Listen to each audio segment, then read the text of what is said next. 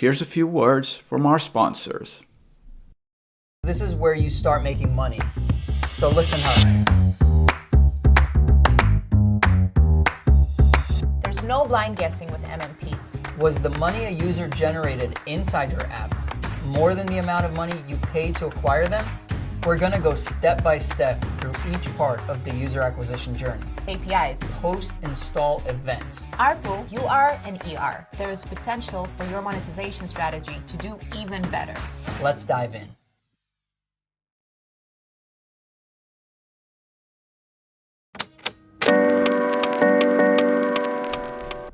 Hey game developer, are you looking for great new authentic video creatives? Try something totally new with influencer generated content IGC by OperaEvent. Influencers and actors will make specific creative content for your games, and OperaEvent will deliver you high quality video ads that highlight the best parts of your game. Go to getigc.com to see some examples and get more information. That's getigc.com. All the developers out there that are looking for an easy game server auto-scaling solution should definitely check out GameEye. Choosing GameEye means choosing your players, as GameEye is a platform-independent solution. Game sessions are spread out over multiple providers to ensure redundancy and to achieve the best possible coverage in every region of the world. GameEye is your one-stop shop for all your server orchestration needs. They have many integrations already in place, ready to go. You also can connect to your favorite matchmaker, anti-cheat solution, or network optimization tool to their orchestrator and start running game sessions. They provide the APIs for this. Take advantage of automated capacity management and always have resources to run game sessions. Scale when you need it in locations close to your players. Check out GameEye.com, that's GameYE.com, to see what they're up to and to connect with them.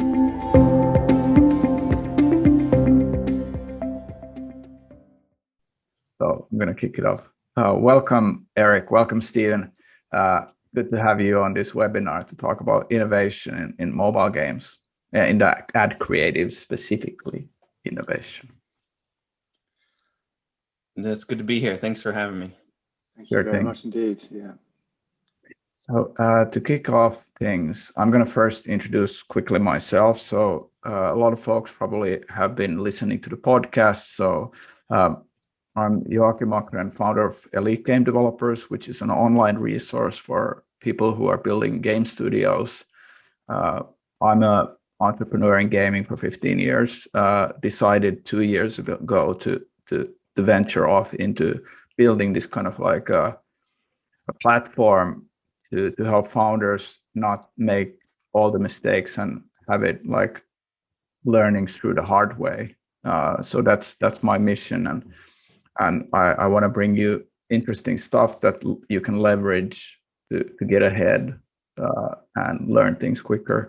So today's panel, we're going to be talking about like what innovation is happening on the mobile game ad side with the creative specifically. So I have Erik Bryant from OperaEvent here on the show. Erik, do you want to say a few words for the audience about OperaEvent and yourself? Yeah, so my background is in the mobile and mobile gaming space. I was early on at Vungle and AppsFlyer, and I also worked on monetization of apps at SEGA, and I worked on some monetization and influencer, I guess competitive gaming at EA. And OperaEvent is, I'll explain a little bit more later, but we are an influencer marketing type of company that is now focused on creating, making creatives that have influencers or actors in them. Right. I'm going to show you a clip. I'm going to try to share the screen. Zoom is giving an error message now, which is never good. Oh no. Technical difficulties. Yeah. have a new computer and I need to give permission for Zoom to share screen.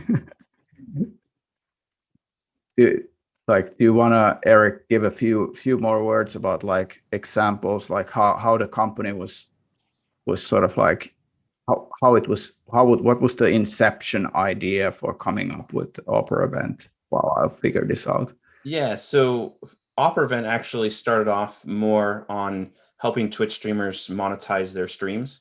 So we've been working with influencers for about 5 years, and early on we were kind of monetizing Twitch users' streams by helping them monetize it.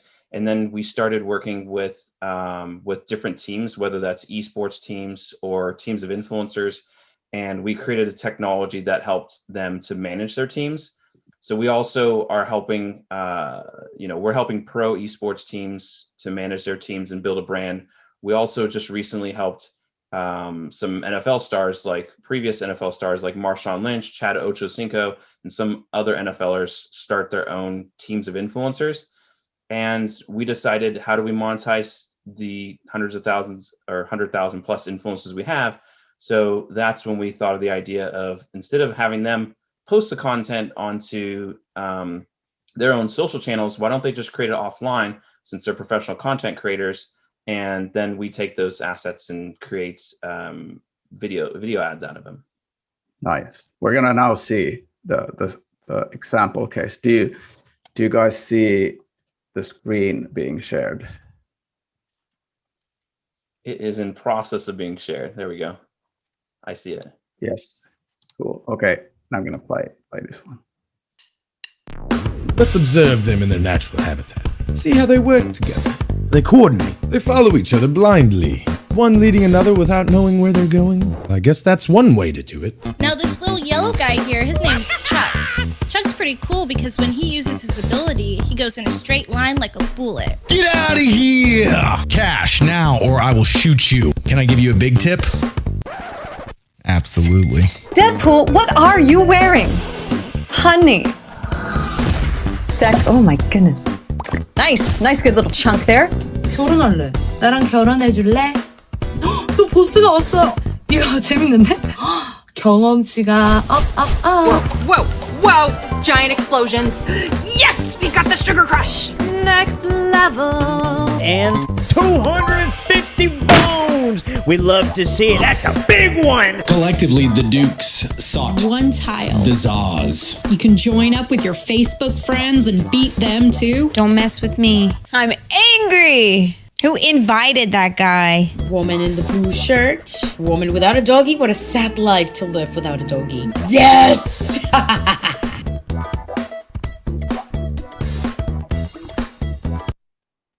Nice. All right. For the next presenter, Steve, can you tell about Luna Labs and also the story behind the company? Yeah, awesome. So my name is Steve. I'm the CEO and co-founder of Luna. I've been in games as well for a long time, working in back in the day, the first attribution platform called Alex. We worked with pretty much every gaming company out there, figuring out attribution back then. And lo and behold, I got myself to finally founding my own thing. And really, Luna is a creative workflow platform. It's probably the best way to kind of describe it. We essentially license our software to developers to be able to create playables themselves, high quality playables, to also kind of figure out, a lot of the kind of friction that they have in producing gameplay videos. To take a step sort of down on it, there's a couple of products without going into a huge amount of detail. The first one allows you to kind of build playables in Unity, which is great because it's an amazing editor, and then a front end which allows you to understand what's going on within the playables, which is actually crucial. And we'll kind of probably touch on that a bit later in understanding the analytics and the metrics and engagement. And the second piece is around videos and creating gameplay videos. Obviously, Erik, you can see a bunch of those nice little snippets of gameplay videos as well. Actually creating those videos in different resolutions, in different languages, and having this consistency of A/B testing is a lot of work. And we've developed a product which again starts in Unity, but allows you to automate a lot of that process. And I think it's probably worth also saying as well, we were acquired last week by ironSource, which is awesome, because ironSource is a superb company, very, very similar kind of DNA and kind of view of the world when it comes to empowering developers, and it really allows Luna to have a fighting chance to really be in the hands of all developers around the world. So that's kind of what the next few years is going to be about for me. Yeah, excellent. I'm going to show you, so the whole audience here, a clip from one of your ads. So this is from a Lion Studio game where it's a fencing game, I believe. Yeah. You might, Steve, know more about what's going on here. Yeah. Well, I don't have a show reel, so I've got a little bit of a bit of envy from Erik's show reel. I think we need to step our game up. But effectively, yeah, this is it. It's kind of taking for Lion Studios there. They wanted to give a really authentic experience to the user, to be like, this is what you're going to expect when you're going to play the game. And obviously using the technology, they're able to kind of actually kind of recreate a lot of that gameplay, but just kind of tap into some of the sort of fun parts of the mechanics which they're trying to showcase in the ad. So that was like a nice one that we put across. Yeah. There's a lot of innovation in what both of you guys are doing. It feels like kind of, I don't really want to see any more banner ads. I want to see cool stuff that sort of like takes me into something new that is worth my time, in a sense. We could go into like the first question. I think Erik already sort of shared some story behind how OperaEvent got founded, but like, Steve, can you elaborate more on like what was the premise where Luna got started? Yeah, absolutely. So it started from an idea that we had, or certainly my co-founder executed on, which was being able to take a game which was built in Unity fundamentally, and be able to kind of convert that essentially to HTML5 to run as an HTML5 a full game. Yeah. That was the basic premise, right? It was like, okay, this would be really cool because instant games were kicking off on Facebook, WeChat, and H5 games were really big. I don't know how sort of far to kind of delve into this, but really that was the idea, was that we wanted to be able to create a way to create HTML5 directly from Unity, but just so happened that the market kind of dictated that although those HTML5 games are exciting, actually a really, really nice way of using that kind of game engine that we built was to repurpose it and use it for playable ads, because obviously playable ads were a super exciting format that was growing, and studios, they kind of say to us like, wow, like, wouldn't it be amazing if we can actually use that software to create our own playable ads, because ultimately it's the same technology base. So that's really where it started, Joachim. Was it like you first focused on something else and then you ended up into building a startup on playable ads? What was kind of like the aha moment there for figuring that out? I think the aha moment is funny because I was at a conference plugging away, like, our H5 technology and just listening to developers, quite frankly, and every single person said to me, "That's really dope. I love what you're doing." But it's it just get this sense that it was a bit of a nice to have, right? Because everyone was focused on their store games, but like unanimously, people kept on saying like, "But you know what? We're investing a lot of money in playables at the moment. We're spending a lot of money actually externally and having these built, but we could potentially use this technology internally to kind of create playables ourselves." And it was just that kind of like that moment we thought, damn, that's what we need to do with this. We need to repurpose this thing and point it towards playables. And then actually kind of as it went on, obviously we raised some money around that idea, started to build out the team. We really wanted to kind of test through 2019 what we could deliver in terms of file sizes and making sure that the thing worked well. And actually kind of expanding that idea from not just solving a problem to create playables, but also to look at the friction points that were in place for creating gameplay videos as well. And there are a hell of a lot of them. And so we started to kind of think, how can we build a more comprehensive platform or software that will allow studios to really kind of take control of that whole process? And that's really where this kind of Luna's kind of evolved since. Yeah, that's great. Erik, can you share sort of your understanding, like how did you come up with the influencer generated video ads? Because they look pretty amazing. Yeah, so it is a kind of an interesting aha moment for us because we built this technology to manage all these influencers, and we didn't charge these teams or these groups of influencers. And our technology was great. And so we thought, well, we've done influencer marketing before where we've had influencers post links. Maybe they create a video, maybe they just post a link on Twitter to drive installs. But that is hit or miss. It can be very challenging to drive ROAS that way. So I was actually at a League of Legends tournament with a buddy, and we were talking about influencer marketing and how to push installs from influencers. And then we started talking about, well, influencers create great content, but what if we just use those as ads? And this buddy of mine, he runs a lot of UA, so we thought, well, let's see, let's try it out. Let's see what happens. And that was kind of the aha moment is if you don't make the influencer post on their own social channel, they're not really a sellout. It's much more cost efficient. You can edit it. It's just much more control over it. So that was kind of the aha moment there when we decided that. But we also had some challenges when we first started too, which I guess maybe we can get into in a bit. Yeah, sure. Like I think that is the next question I wanted to ask you is like, how did you get this business off the ground? Did you have early adopters, and what kind of problems were they having that your ad format and the creatives that you were building could fix these problems? Maybe Erik, you can start on that. Okay. Yeah. So since we have this technology, we thought it's easy to go to a lot of influencers and just get their content. They review the kind of tasks and then they upload it directly to our system. So at first we thought, okay, we'll just get them to get in front of a green screen or whatever and to just send us their content. They may need to play the game, separately and record that.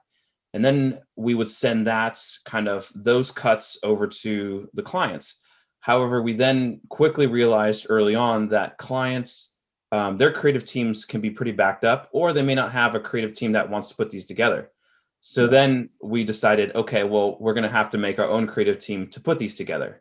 So we have a technology that, editors can come in, they can see assets, they can put these videos together directly from our dashboard. And that was kind of like the challenge was giving all this content to the clients, and then they just wouldn't run with it. They would be like, oh, our creative team is slammed with other stuff, or, thanks for this. And they would maybe make a really weird or really bad cut. And then we would want to, hey, let's handle this from start to finish. Now we actually have some clients who want just the original content. But we have a much better idea of kind of what the product market fit is now for these. Can you elaborate on like these early adopters who then sort of like had the faith in trying out these formats that you were like helping to bring out? We had a couple of larger clients who saw kind of like our vision, and they thought, hey, like we have all these, gameplay ads, or we have these CGI ads, and let's try to have like a fresh face. We're trying to advertise on maybe Snap or TikTok, and we want to try something new. So they were able to try something new, and we wanted to make sure that, that we got it to them correctly. So our first couple clients were very flexible with us, and it wasn't as much about quality early on, because we were just trying to get, our feet under us and try to figure out how we get good quality from the influencers. Do we script it out, or is that too, or is that not natural enough? Can we just let the influencers be natural?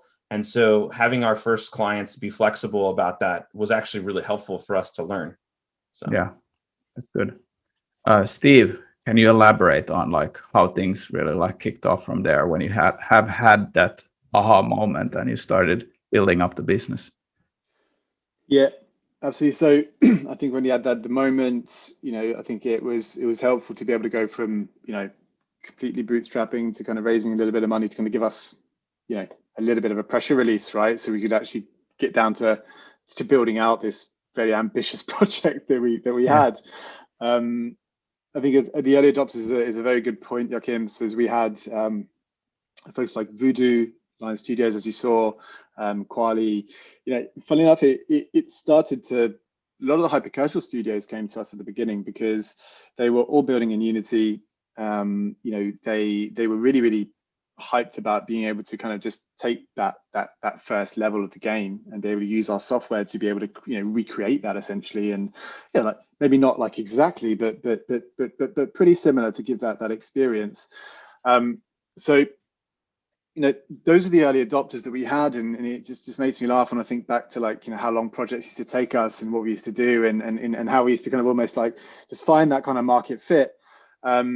But really for us, it was like we knew that if this thing was really going to kick off, we had to be able to put it in the hands of developers. Our kind of like reason for being is we want to empower developers to do things themselves. Now, we're not saying that there's a world where you're only going to build your own creative. Like there's a lot of space for everyone to do things, but where we see a lot of value is that we wanted to.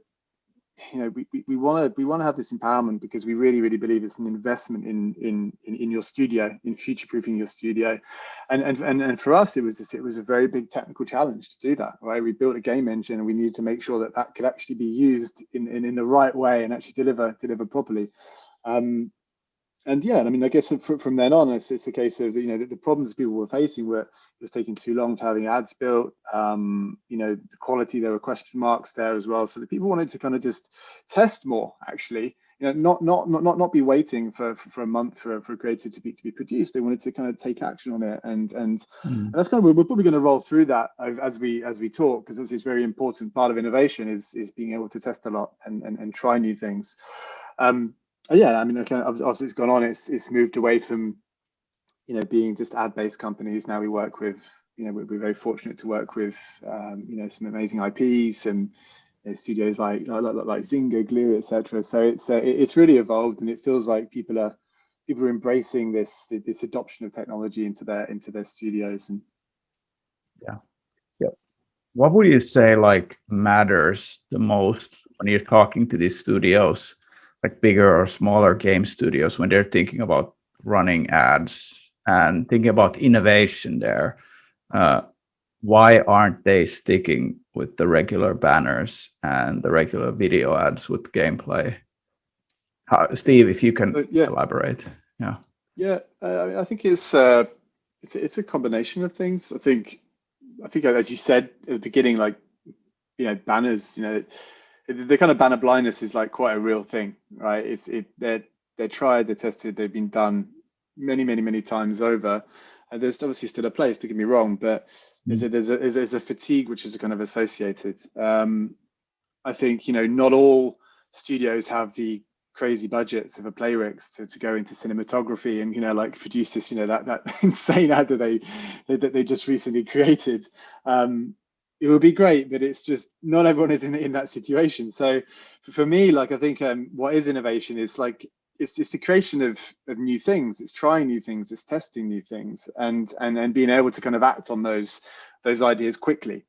So I think with formats like Playables in particular that we've been focused on, there's something really, really great there about being able to test, try and connect with the users on an emotional level, create those hooks, maybe use little parts of the mechanics that you have in the game already, but just kind of bring that out in an experience which really actually resonates with the user. And I think that's where it was a little bit prohibitive in the past, right, to be able to kind of outsource all that work, but equally they kind of realized that actually if they're building quite a lot of creative internally, why stop there? Why not? We see in these studios kind of from all shapes and sizes kind of bring in what we call like marketing developers into the mix, right? So they're able to use this software to kind of create more. but by definition, when you can create more and you can test more, I believe you're on that road of kind of innovation. So that's kind of the way we see it. Yeah. Erik, your thoughts on like this? Where does it really like start showing that the innovation matters for the devs?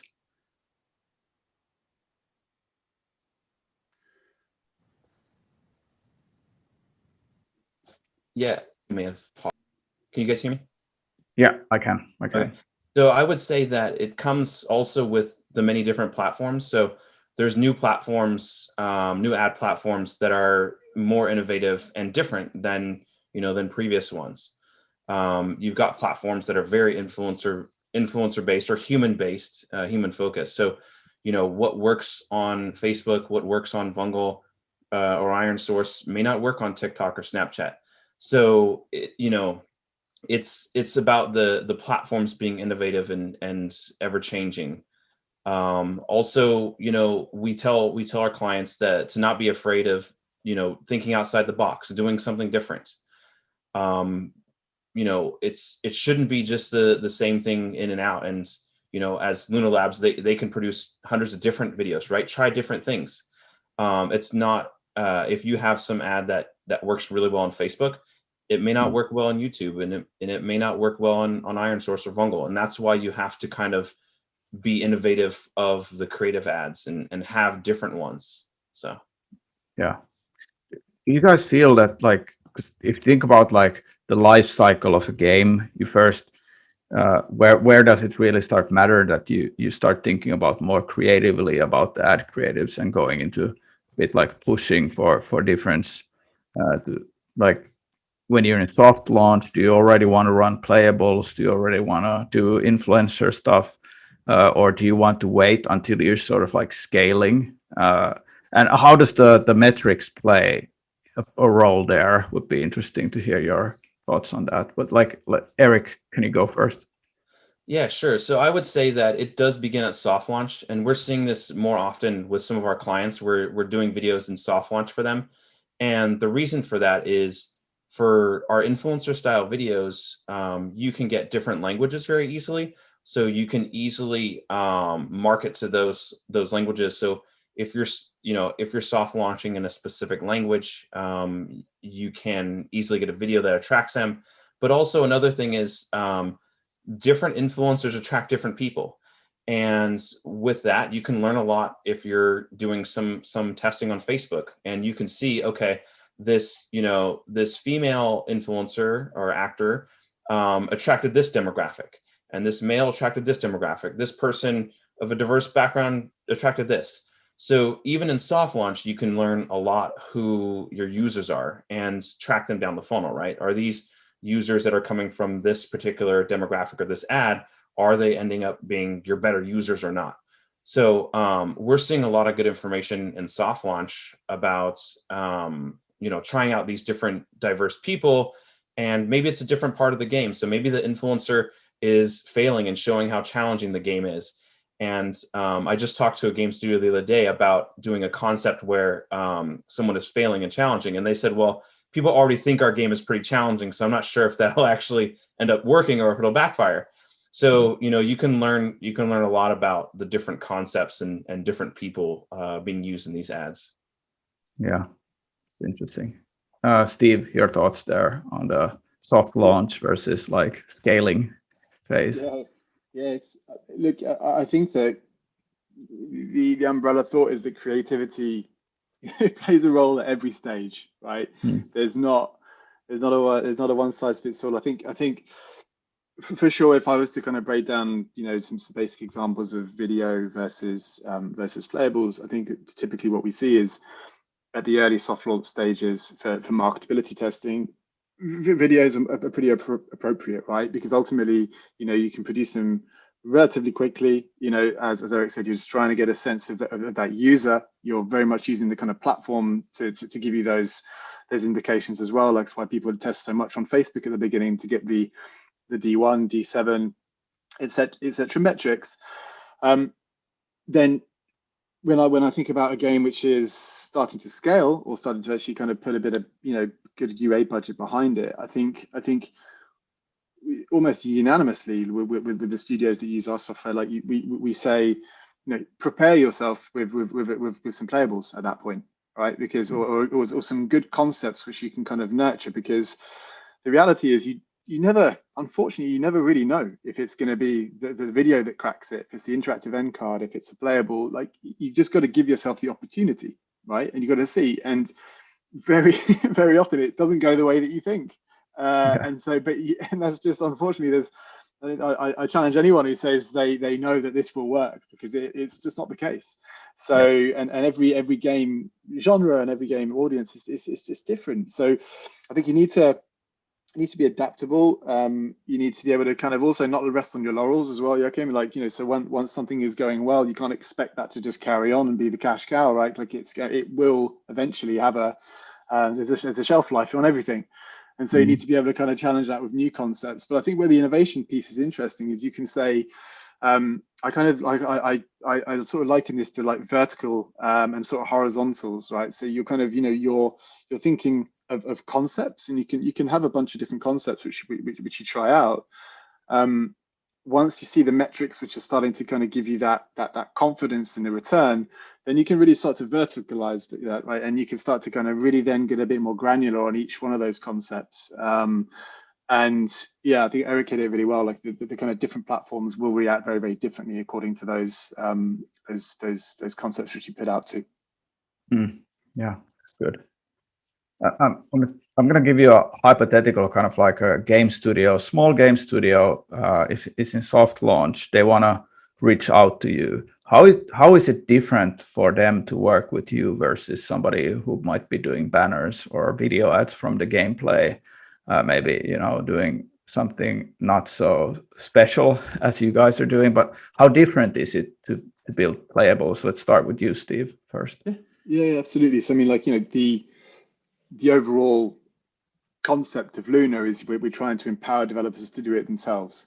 Now, look, some do better than others. Like some small studios, as you know, Joachim, you're mentoring many a studio, and sometimes when you're talking about 3-4 man band, we're now thinking like, creative is so important in that process, right, of testing and learning, that they want to get their hands on it from the very beginning, and they want to kind of try ideas themselves.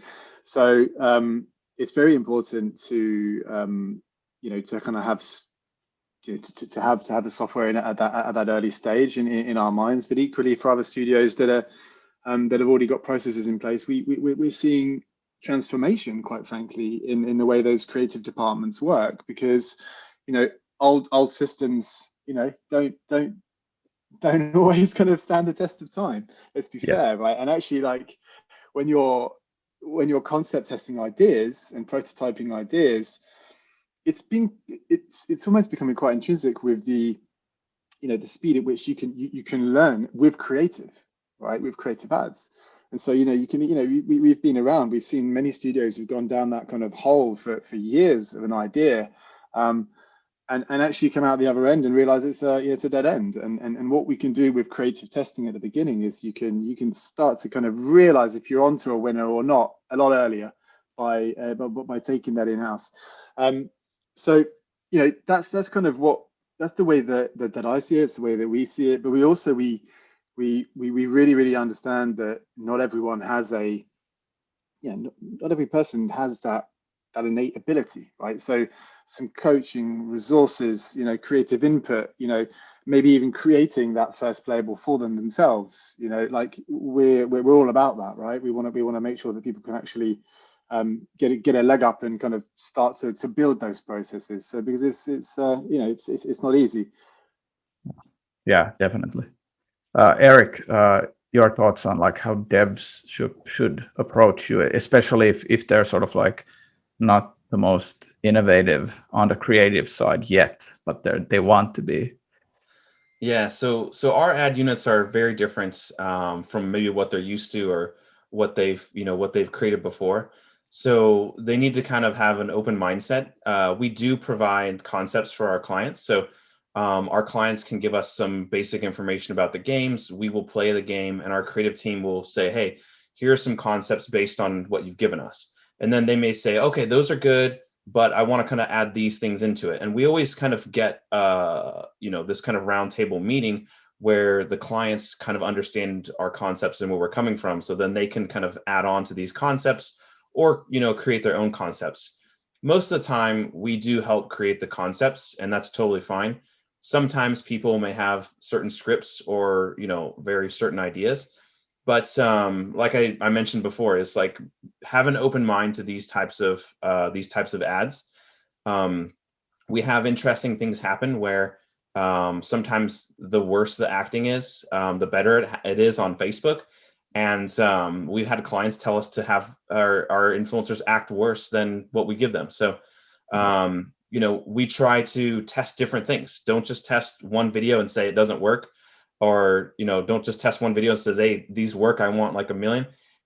Test different ones, different types of people, different concepts, and see what works best. Yeah. We've seen ads that convert well, that we thought wouldn't convert very well, and vice versa. So that's why we try to do multiple videos. And also, when people are working with us, when they hear influencer, they think, oh, okay, well, they're going to post about this and I'm going to get users. And that's not really what it's about. It's not about someone recognizing that influencer. It's about someone being attached to this influencer by watching the ad and not by recognizing them. We've tried larger influencers and it doesn't have any effect. So it's all about the influencer being an actor in this video. And we work with smaller influencers who are great at making content and being convincing. So it's not, when people are working with influencers, they may go to an influencer agency, and those influencer agencies don't know much about mobile space. So that's kind of, why we kind of work on this and try to stay focused on mobile. Yeah. Yes. It's sort of like when I think about OperaEvent, it sort of like brings me to think about Cameo a bit, but then it is different because you want to create sort of like a pathway for these influencer creators who might not be the famous ones, but they're really good at what they do, like how they perform. We're building out a tech where we have the influencers in their examples. So you can literally like say, hey, I like this, this influencer, this example, can I have this influencer do a video for me? So it's similar in a way. We want to be kind of like a mix of like Cameo and Fiverr for video content. So you can just come in and get things commissioned very easily through our tech. Yeah, that's cool. Really cool. Some other questions regarding the platforms there. Like, how do you see these different platforms then like differ from each other? Like Facebook, TikTok, or going on AppLovin or ironSource or whatever. Like, is there a difference really that you guys have spotted? Do you want to do that first, Erik?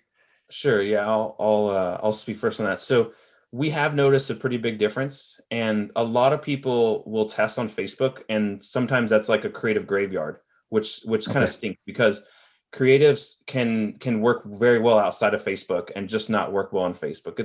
It can be a black box sometimes. So we have creatives. Obviously, we make slightly different ones for TikTok and Snapchat. We have seen success in some of the more live actions. So not really the green screen type of ones that you saw on the kind of show reel, but recently we've been doing a lot of ones where the influencer's kind of acting something out, maybe in their house or outside or something.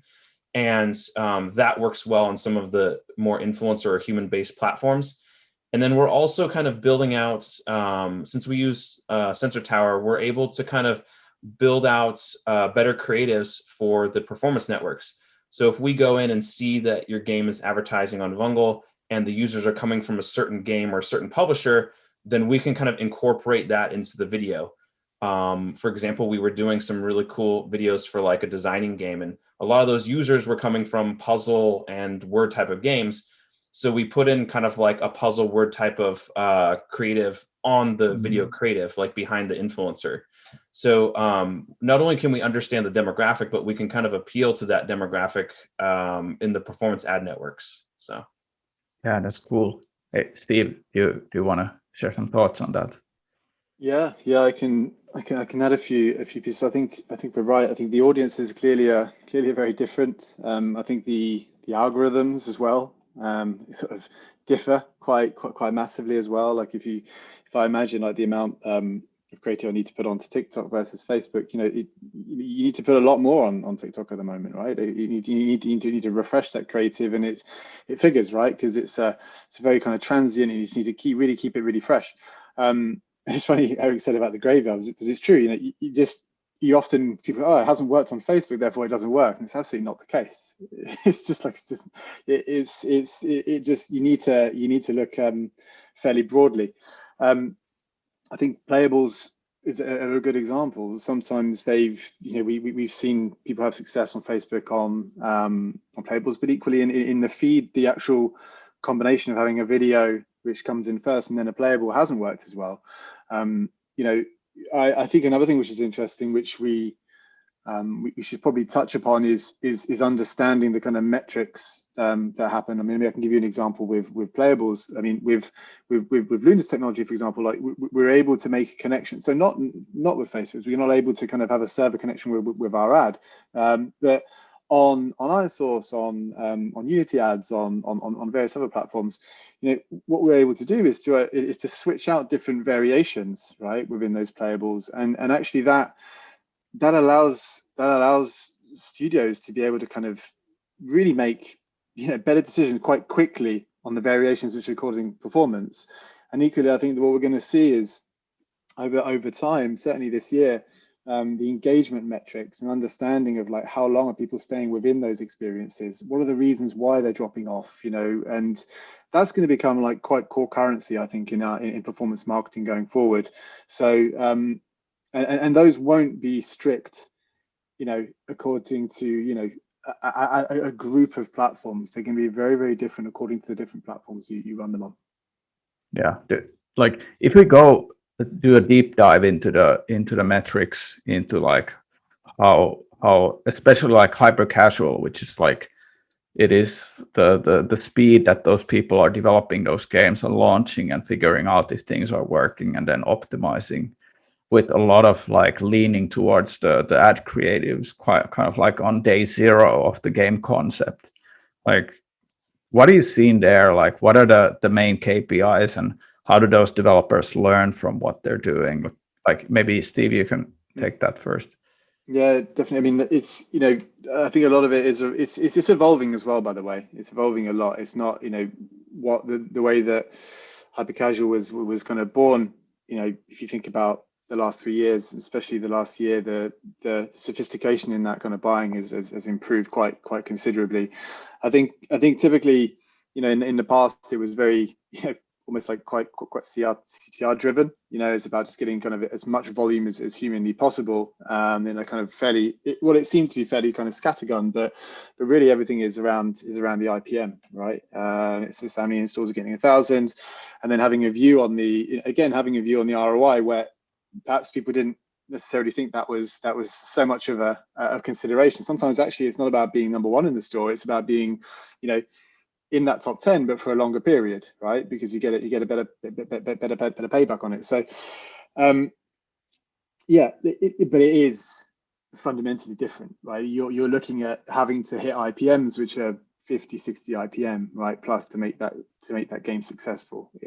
Whereas if you're looking at other genres, I mean, it's going to be a fraction of that, right, because of the user quality and all those things over time. So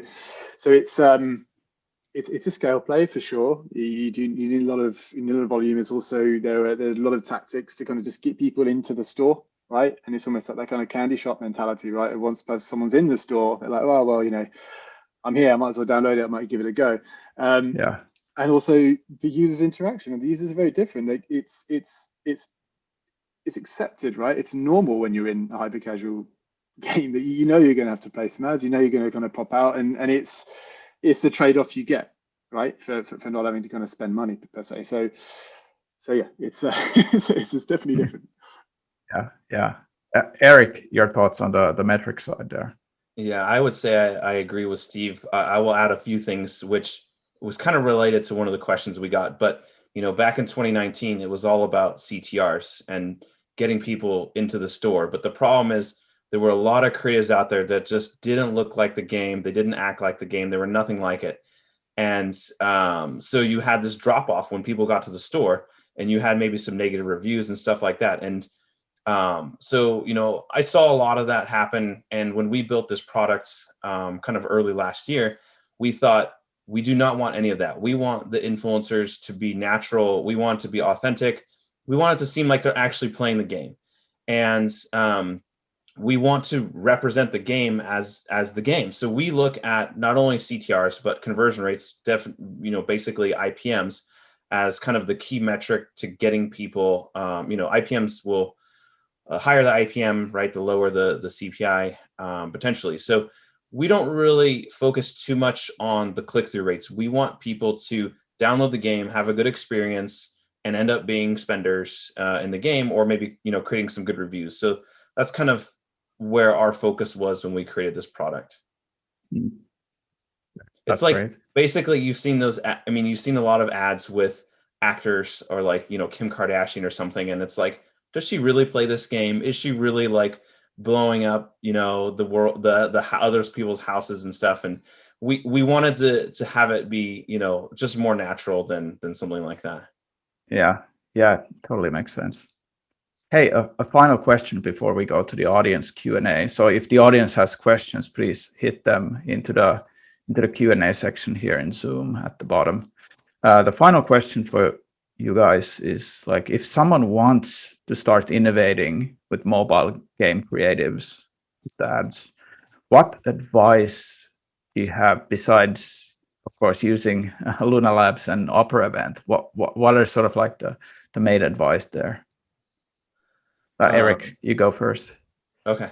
So I would say be open-minded and don't be afraid to try new things. We did 12 videos for a client, and we threw in a video of this is for an RPG game. We threw in a video of a 60-year-old female, and her ad performed the best with regards to IPM. And so basically, whether you're using Luna Labs or OperaEvent, have an open mind and test different things. And be open to the results and analyze those results and iterate from what you're seeing, whether you're creating your own ads or whatever. And I would also recommend to try different platforms. So we touched upon it a little bit earlier, where Facebook is like the graveyard of creatives. If you have a creative, these different platforms have different users, and you can see it a lot with our the different people that are in our ads. They are going to attract different audiences, and they could attract people on TikTok differently than they attract people on Vungle. So just be open-minded and try new things. Yeah, that makes sense. Steve? Absolutely. I think to add to that, I would say do some research, right? Like everything, do some research. There's actually great tools out there to see what ads are running, right? You can use Sensor Tower, you can tap Annie, you can use Ad Intel by Soomla.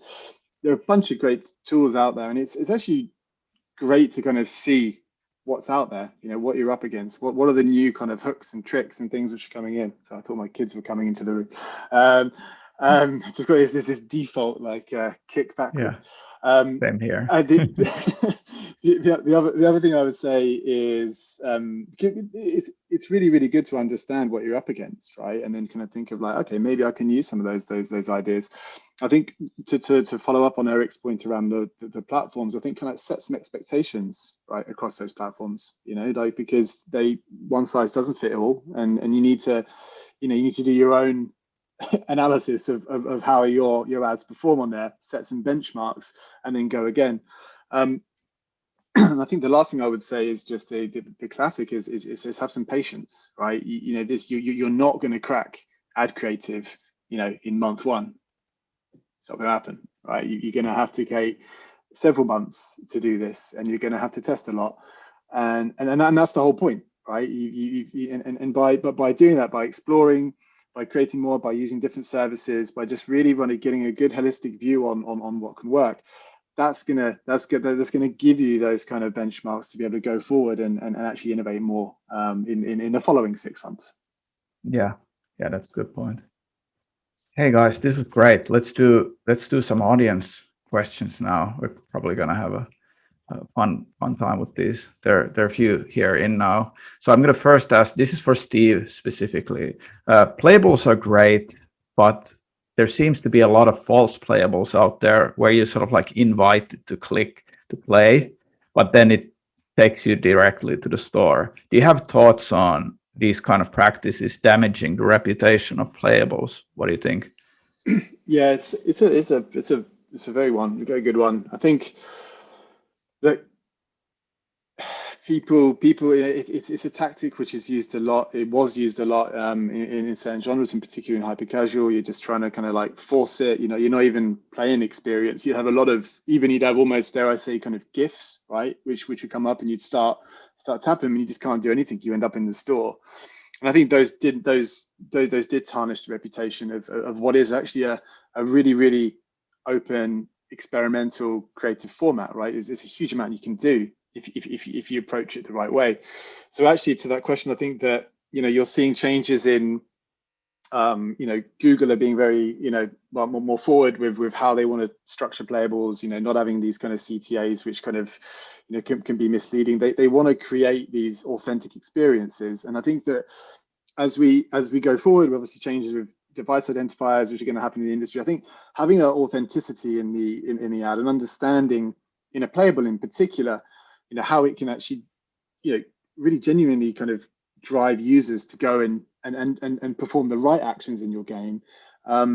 You're not going to get that from a Playable, which, you know, you're forced to click in once and go into the store. You're only going to get that kind of granularity and richness of the engagement data by creating great experiences, right? Which can mirror the mechanics, can mirror kind of experiences which you want to produce. And so it's very good. It's a very good point. And I think it's just an evolution, quite frankly, now. Yeah. Another question. This might be for both of you. Maybe Erik can take it first. But like, what about how we deliver ads within our games? Is there a future for in-game / world ads to bring more brand demand and audio ads, which can even run during the gameplay? Erik, do you want to take that first?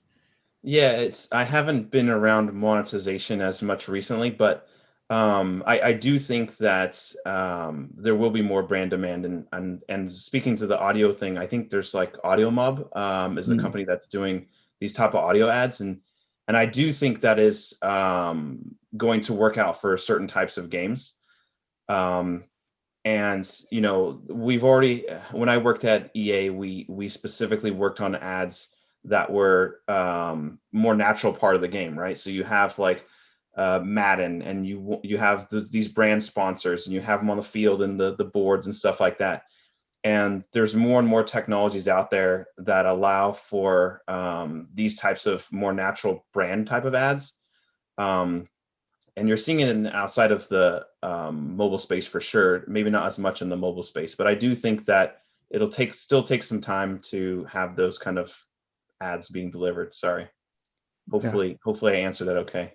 Yeah. I can touch on it as well. I think it's we're seeing a few companies. I've seen 2 or 3 startups recently. Well, not even startups. You know, they've been around for a year or so at least, and I think we will start to see more of it.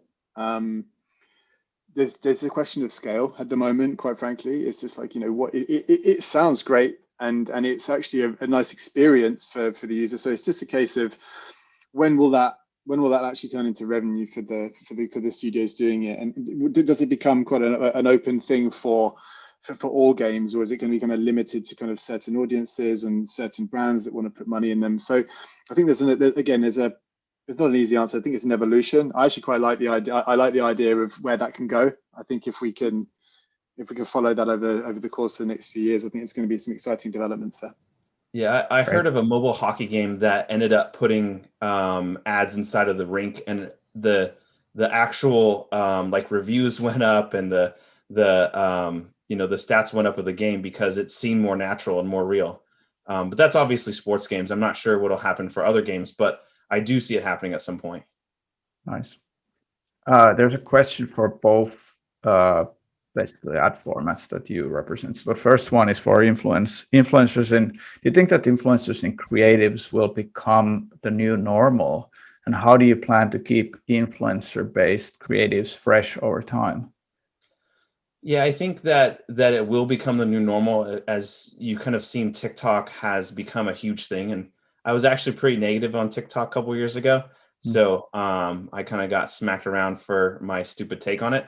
But influencers and just having anybody be a content creator is kind of the new normal. It's going to be how we take that and produce ads out of it. And both Luna Labs and OperaEvent are marketing partners of TikTok, and TikTok has a lot of things focused around their influencers, and building a tech to be able to do this is going to be kind of key on becoming the new normal. Because if you're going to an influencer agency, it's going to be a very crazy process to try to get things back at a scalable way. And then you can, these companies can reach out directly to influencers, but it takes an enormous amount of time, and it's very hard to work with influencers. So I do see it as being the new normal, but I don't see a lot of companies being very successful at scaling it, because if they don't have a tech to kind of support that, it's going to be very difficult to kind of work with large amounts of influencers and creative coming in. Makes sense. Then a question for Steve. Can Luna Playables be used by, say, indie companies with low budget to experiment? Or what's the best strategy to test more playable variants if you're on a budget? What do you think? Yeah. I mean, for sure. I mean, we specifically about plugin Luna too much, but like we have packages for starters, right? Which are really low. It's just to give you can even have a free, you can have a free trial. You can come onto the website, you can download it for 30 days, have a little tinker and try to create a few ideas yourself. So yeah, it is. I guess the question mark is going forward with those smaller studios, with the budgets that they have for UA, right? Because you're typically going to have to go out and put some money down on UA. So it depends on your strategy that you have, how you can work with the different platforms. So they give you some credit to run those playables, or are you, or are you able to raise a little bit of money, or what have you? But for sure, no, playables should be really for everyone. This shouldn't be limited at all. Yeah, that's good. Final question here. I don't know if either of you can answer this, but there's are there any major legal restrictions in advertising between different distribution platforms? I think this is Apple versus Google. Have you bumped into anything like that ever, either of you? I can start if you want. So legal differences. I mean, let me think. I mean, on Facebook, on TikTok, on Snap, on all the kind of major socials, it's all pretty sanitized, right? You're essentially you tick a box and that's it. You're pretty much ready to you're ready to roll. I think you've got to be. I think there's for me, when I think about the kind of legal side of it, I think about like the content that's actually delivered. There's always an element of it. It's an ad. It will get QA'd in some extent. Maybe give you an example of how the process would work on someone like ironSource, for example. Like that a playable would actually get QA'd, right? And actually what they do is they have a rigorous process to make sure that it adheres to, not only does it load properly, does it load quickly, and does it look like it performs well, so that can protect, for the supply side, for people who are actually kind of generating money on the supply side, and also the demand side, and also to make sure there's nothing which is like pornographic, or there's anything which is untasteful that's running. So I think there are measures in place there to do kind of QA testing on specific platforms for playables. That's probably one thought at least. Yeah, that's a good addition. Yeah. I have a final question for you both. Let's start with Erik. What's the best way for developers to get in contact with you and find more information with OperaEvent? Yeah, so they can go. They can go to our website, or just go to getigc.com, or find me on LinkedIn, or listen to your podcast and get more information. But once we have a kind of a landing page that has some more examples and some more information, and there's a contact on there. Or if someone wants to contact me through LinkedIn, I'd be happy to set up a meeting with them and chat with them about different about their game and the different concepts and stuff like that. We usually kind of have a couple of meetings. So the first meeting is kind of understanding about the game and the process of what we're doing, and then the second one would be maybe to talk about the different concepts of the ads we can do. Nice. Steve, you and Luna Labs. Similar thing, right? Like, welcome to message me on LinkedIn. I think you can also probably the most efficient way would be just to go via the website. We offer free trials for the product, so you can go and tinker before you actually commit to doing anything. If you want to kind of really think through a creative strategy and have some kind of consultation around it, and really just take a holistic view on what are my steps, just reach out to us. The team's here to do that and to kind of support anyone that wants to give it a go. So it's come to the website, I think, is the thing, or contact me personally. I'd be very happy to. Great. Hey, thanks to you both, Erik, Steve. This was fun. Let's try to do it again at some point. Awesome. Yeah, thanks for having me. Sure thing. Take care. Bye-bye. All right, bye. Bye.